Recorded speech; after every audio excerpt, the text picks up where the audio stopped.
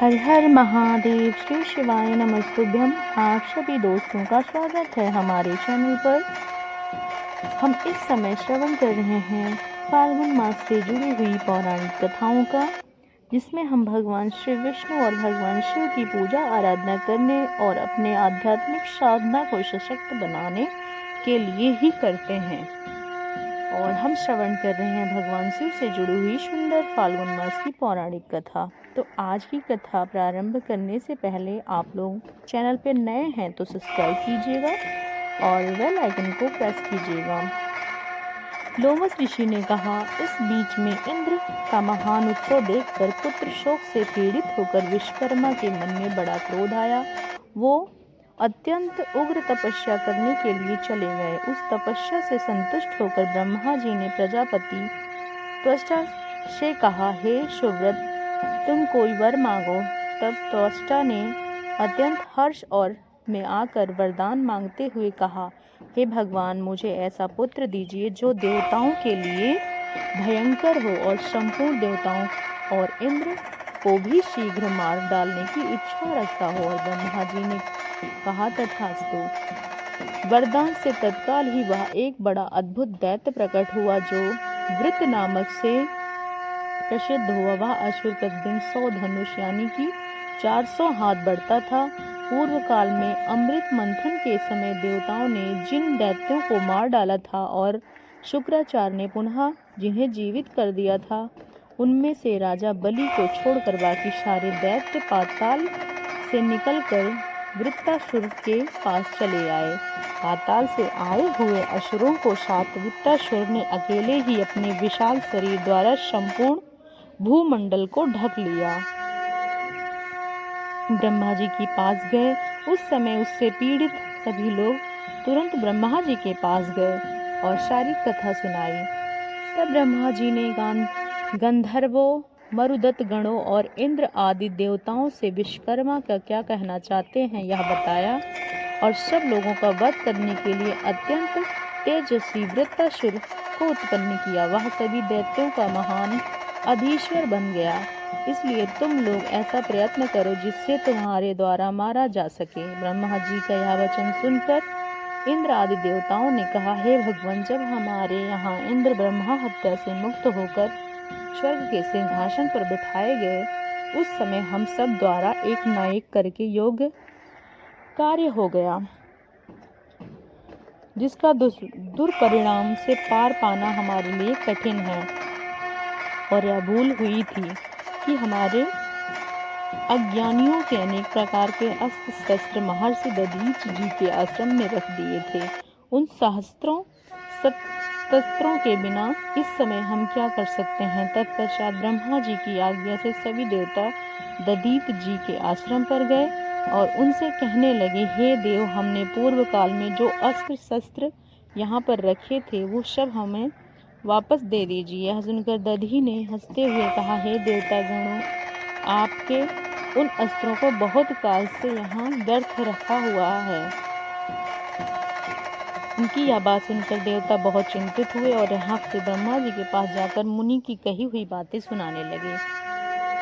तब ब्रह्मा जी ने सबसे अभीष्ट कार्य के सिद्ध के लिए देवताओं से कहा, तुम लोग दधीच जी के उनकी हड्डियों को मांग लाओ, उनमें कोई संशय नहीं है। ब्रह्मा जी की बात सुनकर देवराज इंद्र कहा, वृत्रासुर नामक दैत्यराज उन्हें विश्वकर्मा से उत्पन्न किया है, इसलिए वह भी ब्राह्मण ही है। हालांकि वह अत्यंत क्रूरतापूर्ण कर्म करने वाला है, लेकिन फिर भी ब्राह्मण होने के कारण उसका वध कैसे कर सकता हूँ।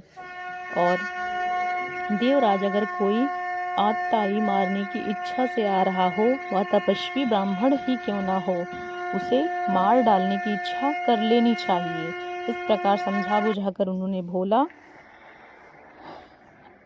इसलिए हमें ब्राह्मणों का अनादर नहीं करना चाहिए। परम धर्म अभिष्ट रूप से विश्व पुरुष के उचित है। श्रेष्ठ विधि के अनुसार मनोयोग पूर्वक धर्म का पालन करें। इंद्र के ऐसे निष्प्रूप वचन सुनकर ब्रह्मा जी कहते हैं, देवराज इंद्र, तुम्हें अपनी बुद्धि के अनुसार बर्ताव करो और शीघ्र ही दधी जी के पास जाओ, कार्य की गुरुता से दृष्टि रखकर दधी के उनकी हड्डियों को मांग लो। ठीक है, ऐसा कहकर इंद्र ने ब्रह्मा जी की आज्ञा स्वीकार की और फिर बृहस्पति और सभी देवताओं के साथ दधीच जी के मंगल आश्रम में पहुँचे। वहाँ उन्होंने उनकी हड्डियाँ मांगी और बिल्ली और चूहे के एक दूसरे को देखकर प्रसन्न होते थे। ऐसे स्थान पर सिंह, हाथनी, हाथी के बच्चे परस्पर मिलन कर रहे थे, अग्निदेव की भांति प्रकाशित हो रहे थे। उनके साथ उनकी धर्मपत्नी सुवर्चा भी थी। जैसे सावित्री के साथ ब्रह्मा जी शोभा पाते हैं, उसी प्रकार वो मुनि श्रेष्ठ दधीच भी अपनी धर्मपत्नी के साथ सुशोभित हो रहे थे। सभी देवताओं ने मुनि के दर्शन करके उन्हें प्रणाम किया और फिर उन्हें कहा, हे मुनि, हमें पहले से ही विदित है कि आप तीनों लोग में सबसे बड़े दाता हो। दाताओं की इच्छा सुनकर मुनि श्रेष्ठ दादा दधी जी ने कहा, श्रेष्ठ देवज्ञ, आप लोग जिस प्रकार काम करने के लिए आए उसे तुरंत बताइए। अपनी मांगी हुई वस्तु मैं अवश्य दूंगा। तब अपना स्वास्थ्य सिद्ध करने की इच्छा वाले देवगण एक साथ कहने लगे, ब्राह्मण, हम लोग भयभीत होकर अपने दर्शन अभिलाषा से आए हैं। यह सुनकर दधीच ऋषि ने बताए हुए आप लोगों के लिए क्या देना है। ऐसा सुनकर महर्षि अपनी पत्नी को आश्रम के भीतर भेज दिया। तत्पश्चात देवताओं से कहा, हे विप्रवर, आप अपने शरीर की हड्डियां हमें अर्पित कीजिए जिनमें दैत्यों का संहार हो सके। महर्षि ने कहा, मैंने हड्डियां आपको दे दी। और तब देवताओं ने कहा, भगवान, आपके जीते जी इन हड्डियों को हम कैसे प्राप्त करें। तब ब्रह्मा ने हंसकर उत्तर दिया, बस क्षण भर में खड़े रहिए, मैं अभी अपना शरीर त्याग देता हूँ। ऐसा कहकर दधी ने समाधि लगा ली और उसमें परम समाधि के द्वारा अपना शरीर त्याग करके वे तत्काल उस ब्रह्मा धाम में चले गए, जहाँ से फिर इस संसार में लौटना नहीं होता। इस प्रकार भगवान शिव प्रिय भक्त मुनि दधी ने परोपकार के लिए शरीर त्याग कर ब्रह्मा पद को प्राप्त किया। तो यह थी फाल्गुन मास की कथा श्रृंखला, यानी कि अध्याय 15। अब हम श्रवण करेंगे अध्याय 16 का इसी कथा में। आप सबका फिर से स्वागत है हमारे इसी चैनल पर, और हम अब श्रवण करेंगे फाल्गुन मास की अध्याय 16 की कथा श्रृंखला। फाल्गुन मास कथा यात्रा को बढ़ाते हैं और श्रवण करते हैं आज की कथा। जब ऋषि ने कहा, तत्पश्चात महर्षि दधी जी ने ब्रह्मलीन हुआ देखकर देवराजेंद्र ने सुरभि को बुलाया और फिर उन्हें कहा, सुरभि, अब तुम दधीच ऋषि के शरीर को चाटो। सुरभि ने भी बहुत अच्छा इतना कहकर तत्काल दधीच ऋषि के शरीर को चाटना आरंभ किया। उसने सभी को चाटकर उस शरीर का मांस रहित कर दिया और तब देवताओं ने उन्हें हड्डियों को ले लिया और उन्हें शस्त्र बनाए। अपनी पीठ पर हड्डी से ब्रज बनाकर सिर से ब्रह्मशिर नामक अस्त्र तैयार किया।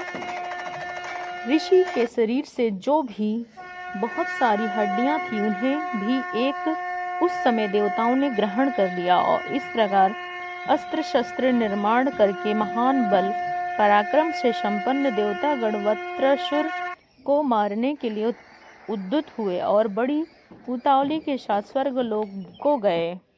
तत्पश्चात महर्षि दधी जी ने पत्नी शुभ्रचा देवी, जिन्हें देवताओं की कार्य सिद्ध के लिए महर्षि ने आश्रम के भीतर भेज दिया था, वहां पुनः लौट कर आई और जो कुछ हुआ था वह सब अपनी आंखों से देखा और यह सब देवताओं की हरकत और करतूत है, ऐसा जानकर उस सती साध्वी सुवर्चा को मन में बड़ा क्रोध आया। उन्होंने अत्यंत रुष्ट होकर श्राप देते हुए कहा कि सारे देवता आज से संतानहीन हो जाएं और सदैव ही संतानहीन रहें।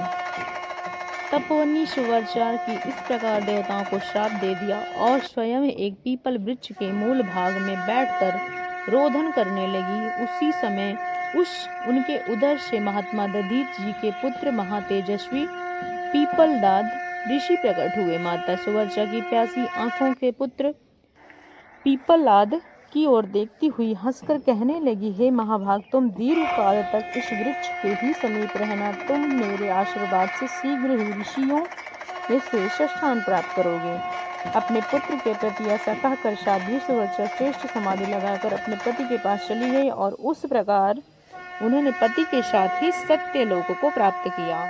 इधर देवता लोग शस्त्र अस्त्र निर्माण करके युद्ध के लिए उत्सुक होकर दैत्यों के सामने गए। इंद्र देव आदि देवता महाबल और पराक्रम से युक्त हो चुके थे। वो देव गुरु बृहस्पति को आगे करते और फिर भूमि में आकर मध्य देश में ठहर जाते। उन सब के पास बड़े उत्तम अस्त्र शस्त्र थे। इंद्र आदि देवताओं को आया हुआ देखकर वह तेजस्वी वृत्तासुर दैत्य वृंद के स्थान पर उसके पास जाता है और दानवों के एक दूसरे को दुष्प्रहार करना बड़ा अद्भुत था। उन्होंने वैर भाव बहुत बढ़ चुका था। वो एक दूसरे को मार डालने की इच्छा से अत्यंत क्रोध में आकर वहां खड़े थे। विचित्र अद्भुत आवाज से गर्जना कर रहे थे और समस्त चराचर जगत महान भय के कारण अचेत हो गया। उस समय नमोची नामक दैत्य देवराज इंद्र के साथ युद्ध करने लगा। देवराज इंद्र के बड़े वेग से उस दैत्य व्रज का प्रहार किया, लेकिन व्रज से आघात से सभी नमूची एक रोम भी नहीं टूट पाया। तब इंद्र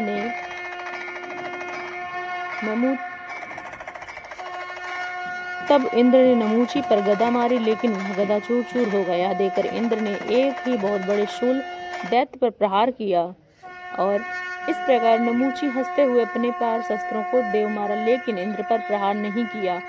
उस समय इंद्र मौन होकर बड़ी भारी चिंता में डूब गए और इसी बीच में भयानक संग्राम के भीतर इंद्र ने को संबोधित करके आकाशवाणी होती है। आकाशवाणी ने कहा, हे महेंद्र, यह दैत्य देवताओं के लिए बड़ा भयंकर है।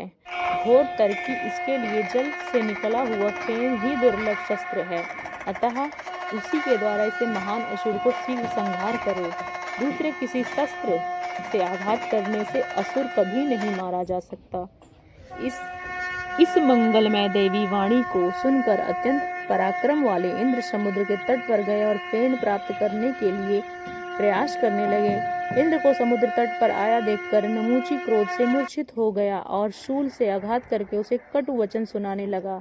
और तब इंद्र ने भी क्रोध में आकर अद्भुत फेन ग्रहण किया और उस फेन का प्रहार करके महादैत्य नमोची को मार गिराया। इस प्रकार नमोची के मारे जाने पर सभी देवता और ऋषि साधुवाद करने लगे, इंद्र के प्रति सम्मान प्रकट करने लगे। उसी समय तेजस्वी वृत्तासुर इंद्र के समीप आया और वृत्रासुर को देखकर सभी देवता और मनुष्य महान भय से युक्त होकर पृथ्वी पर गिर पड़े। तब प्रतापी इंद्र हाथ में वज्र के लिए ऐरावत हाथी का आरूढ़ हुए। सभी देवता प्रतापी लोकपालों के साथ युद्ध के लिए एकत्र हुए, लेकिन वृत्तासुर को देखते ही सभी लोकपाल अपने स्वामी इंद्र सहित भयभीत हो गए, अतः वे भगवान शिव के शरण में गए।